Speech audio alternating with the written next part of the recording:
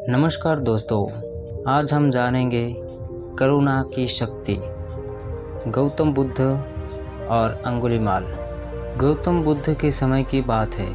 एक बार मगध राज्य के जंगलों में अंगुलीमाल नाम का एक भयानक डाकू रहता था। अंगुलीमाल अपने नाम के अनुरूप अपनी क्रूरता के लिए कुख्यात था। वो निर्दोष लोगों को मारकर उनकी अंगुलियां काट लेता और उन्हें माला के रूप में पहनता था।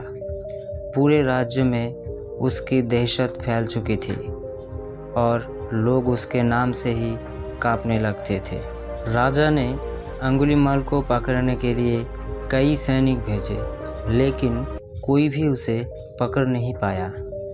अंगुलीमाल ने अपनी क्रूरता और ताकत के बल पर जंगल में अपना आतंक फैला रखा था।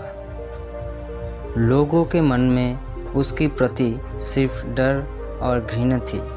लेकिन बुद्ध को जब इस डाकू की कहानी सुनाई गई तो उनके मन में करुणा जाग उठी। गौतम बुद्ध ने निश्चय किया कि वो स्वयं अंगुलीमाल से मिलेंगे और उसे सही मार्ग दिखाने का प्रयास करेंगे।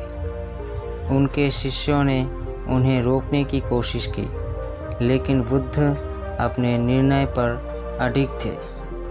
वो अकेले ही उस जंगल की ओर चल पड़े जहाँ अंगुलीमाल का निवास था। अंगुलीमाल ने दूर से ही बुद्ध को आते हुए देखा और सोचा कि ये एक और शिकार है। वो तेजी से उनकी ओर दौड़ा, लेकिन एक चमत्कार हुआ। बुद्ध की शांत और करुणामयी उपस्थिति ने अंगुलीमाल को रोक दिया।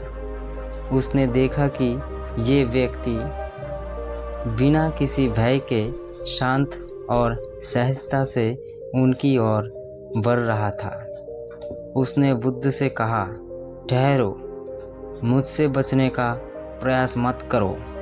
बुद्ध ने मुस्कुराते हुए उत्तर दिया, मैं तो ठहरा हुआ हूँ, लेकिन तुम कब ठहरोगे अंगुलीमाल? अंगुलीमाल ने हैरानी से पूछा, तुम्हारा क्या मतलब है?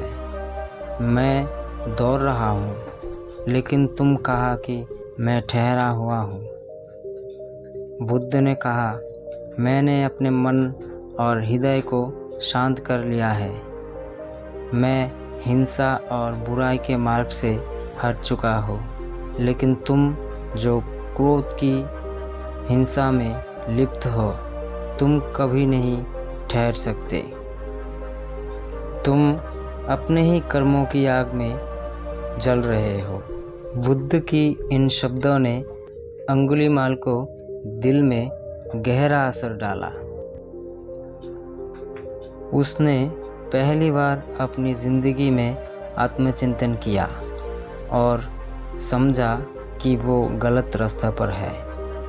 उसका दिल करुणा और पश्चाताप से भर गया। उसने बुद्ध की चरणों में गिरकर अपने सारे पापों की क्षमा मांगी और उनके शिष्य बनने की इच्छा व्यक्त की। बुद्ध ने उसे करुणा और प्रेम के साथ स्वीकार किया। अंगुलीमाल ने अपनी तलवार और बुरे कर्मों का परित्याग किया और बुद्ध के मार्ग पर चलने का निर्णय लिया। वो एक संत बन गया और शांति, प्रेम और प्यार का साथ दिया। दोस्तों, ये कहानी हमें ये सिखाती है कि करुणा और प्रेम की शक्ति से कठोर दिल भी पिघल जाता है।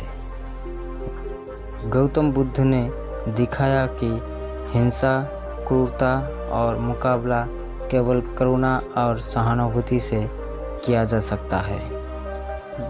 उन्होंने ये भी सिद्ध किया कि किसी भी व्यक्ति को सही मार्ग पर लाना आवश्यक है। ये कहानी हमें ये भी बताती है कि किसी भी बुराई को प्रेम और करुणा से जीता जा सकता है।